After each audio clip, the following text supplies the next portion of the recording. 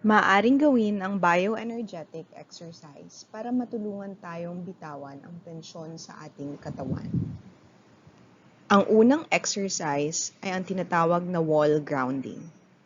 Isandalang likod sa pader habang tinitiklop ang mga binti na para bang umuupo sa hangin. Habang nasa ganitong posisyon, habaan ang paghinga paloob at palabas. Magbilang ng 5 mabagal na paghinga bago tumayo ng dahan-dahan.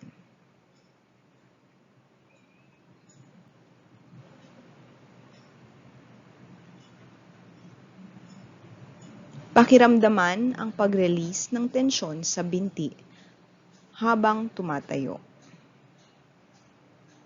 Gawin ito ng 2 hanggang 5 beses.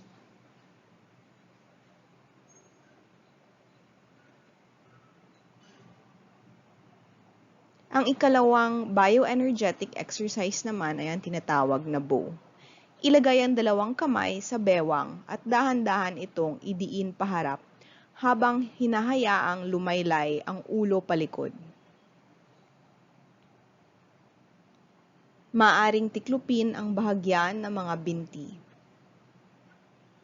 Pinapakiramdaman ang pag-inat o ang pag-stretch sa harapang bahagi ng katawan.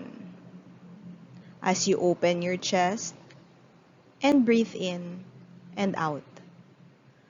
Huminga ng mabagal paloob at palabas ng 10 beses. Pagkatapos dahan-dahang bumalik sa pagkakatayo.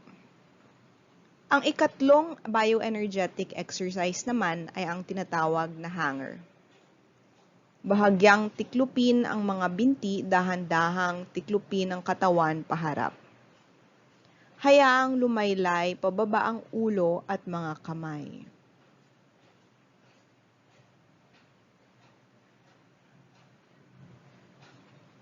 Fold forward, chest out. Place the crown of your head close to the floor.